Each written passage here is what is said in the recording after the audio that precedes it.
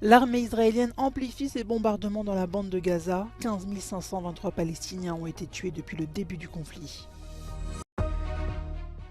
À Kiev, des familles et des proches manifestent pour réclamer la libération de soldats ukrainiens emprisonnés par la Russie. En Italie, Matteo Salvini, chef de file de la Ligue, a rassemblé les partis d'extrême droite européens en vue des prochaines élections européennes. Des bombardements meurtriers se sont abattus dans la bande de Gaza. Ce dimanche très tôt, 7 personnes ont été tuées lors d'un raid israélien. Selon le ministère palestinien du Hamas, 15 523 personnes sont mortes depuis le début du conflit dans la bande de Gaza, dont 70% sont des femmes et des enfants. Malgré les appels internationaux à une meilleure protection des civils et un appel à une nouvelle trêve, Israël a amplifié ses bombardements dans l'enclave depuis la fin de la trêve vendredi dernier. Les Gazaouis sont à court de nourriture, d'eau et de médicaments. Les hôpitaux et les morgues sont engorgés. L'Organisation des Nations Unies a déclaré l'état de catastrophe humanitaire. Elle estime également le nombre de personnes déplacées par la guerre à 1,7 million, soit plus de 2 tiers de la population. Israël a déclaré samedi qu'une nouvelle action militaire était nécessaire pour faire payer un lourd tribut au Hamas afin qu'il libère les derniers otages.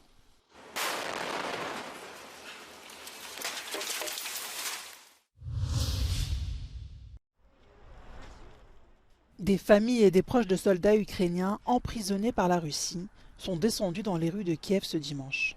Rassemblés sur la place de l'Indépendance, les centaines de personnes brandissant des banderoles et des pancartes demandent la libération immédiate des soldats faits prisonniers alors qu'ils combattaient les soldats russes durant la bataille de Mariupol.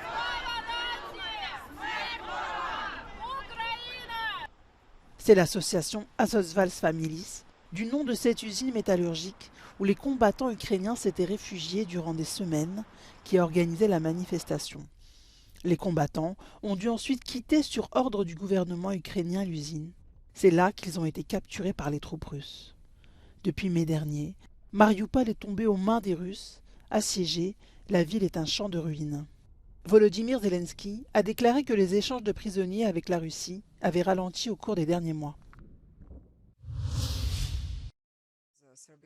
L'Ukraine s'attend à un nouvel hiver de guerre, a déclaré le ministre ukrainien Dmytro Kuleba dans une interview à nos collègues d'Euronews Serbie. En ce qui concerne les négociations de paix, il propose une solution par petits pas. I would recommend supporting peace formula proposed by Ukraine as a path towards ending the war. And second, focusing on specific problem created by the war and trying to solve it in relations with Russia. Les 14 et 15 décembre, un conseil de l'UE à Bruxelles décidera d'entamer les négociations d'adhésion avec l'Ukraine et la Moldavie.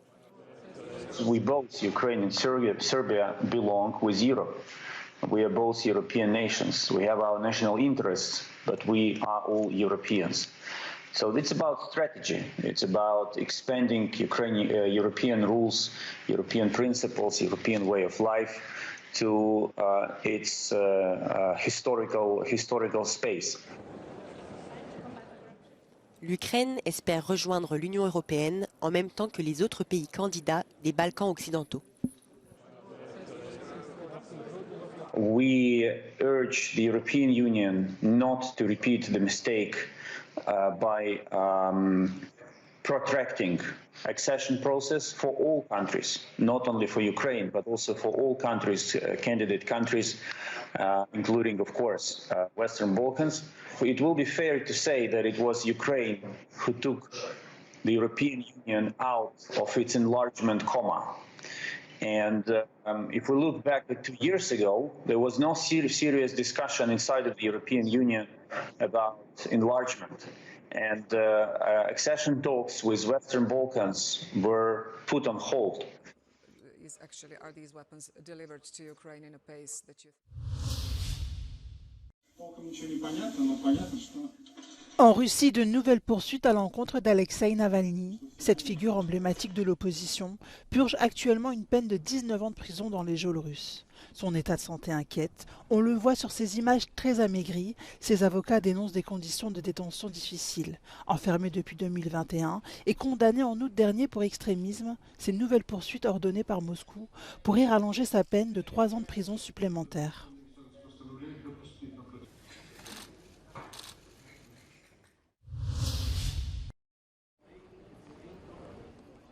À l'occasion de l'inauguration du pavillon de la foi, espace dédié aux échanges entre religieux, politiques et scientifiques pour promouvoir une action en faveur du climat, que le pape François s'est adressé dans un message vidéo projeté à une centaine de personnes présentes.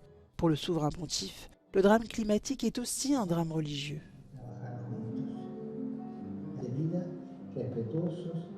Hoy el mundo tiene necesidad de alianzas que no sean contra alguien, sino a favor de todos.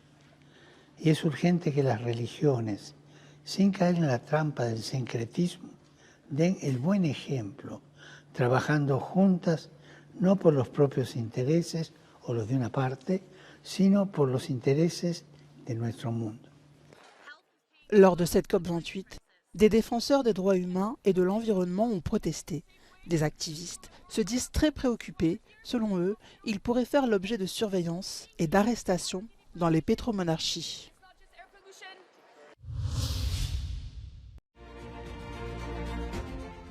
Ce dimanche en Italie, dans la ville de Florence, le Premier ministre italien Matteo Salvini a rassemblé les partis d'extrême droite européens. Par cet événement, le chef de la Ligue anti-immigration veut lancer la campagne des prochaines élections européennes. Oggi presentiamo agli italiani e a tutti gli europei un'idea di Europa diversa, l'Europa dei diritti contro l'Europa dei tagli. Il espère, grâce à ses alliés politiques, changer le visage de l'Europe, qui selon lui est trop à gauche. Mais l'absence de la chef du file du Rassemblement national Marine Le Pen et de Geert Wilders, vainqueur des législatives aux Pays-Bas, a été remarquée. Ils ont tout de même participé par vidéoconférence à ce congrès politique.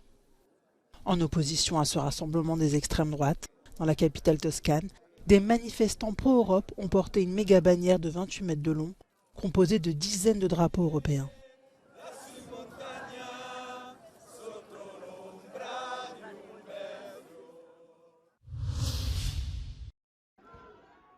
L'inquiétude augmente en Irlande concernant l'extrême droite. Le nombre de personnes supportant cette idéologie augmente. Les émeutes de la semaine dernière à Dublin, après une attaque au couteau, l'ont mis en évidence. The far right is a very small movement in Ireland. However, they are feeding into concerns about the immigration system in Ireland, the impact that large numbers of migrants are having on Irish society, which is putting stresses on the housing sector, sort of capitalising on this issue. La gestion de l'immigration par le gouvernement mécontente une partie de la population confrontée à de grands changements. L'Irlande comptait près de 4 millions d'habitants en 2002. Ils sont un peu plus de 5 millions aujourd'hui. Le nombre de personnes sans abri atteint des records et beaucoup font le lien avec une arrivée de migrants perçue comme massive. Pour le chef du Parti irlandais de la liberté, un changement de la politique d'immigration en Irlande s'impose et depuis longtemps. I believe the government's system of reckless open borders allowing a large number of unvetted males of unknown origin into the country has led to an increase, as it has in other countries, be it Sweden, France and Germany, an increase in violence and sexual assault. L'Irlande connaît un quasi plein emploi, son économie est florissante. En contrepartie, la hausse des loyers fait que beaucoup ont du mal à se loger, notamment à Dublin. Mais pour cette organisation patronale, les immigrés sont nécessaires au fonctionnement de l'économie. We don't think society or the economy could keep going without the immigrant population. It's not a homogenous group. We see a lot of immigrants from Europe who predominantly come to work. The rioting scene here in Dublin last week has turned out to be a major wake-up call for the Irish government. The Irish police are to change tactics The Irish public are angry that the far right appears to have taken hold. If the Irish government doesn't adequately address the issues around mass immigration, what happened here on this very street last week could happen again in the not too distant future. This is Ken Murray for Euronews in Dublin.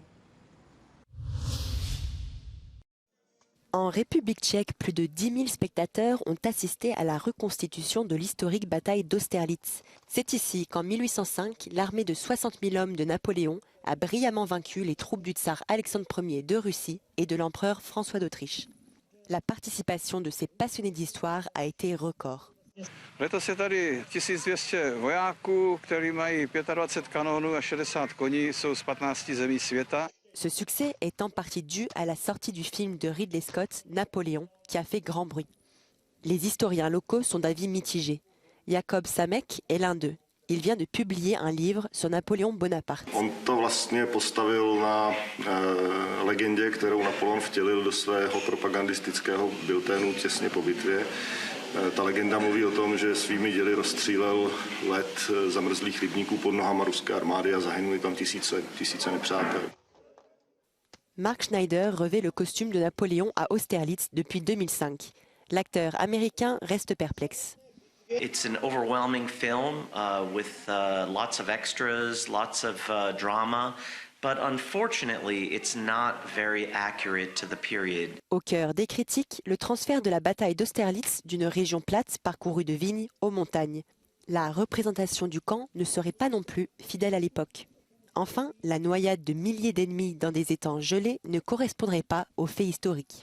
Organizátoři bitvy chtějí příští rok pozvat také Ridleyho Scotta, aby se podíval na prostředí a na to, jak bitva pravděpodobně vypadala. Jiří Skáncel, Euronews, Slavkov, Austerlitz.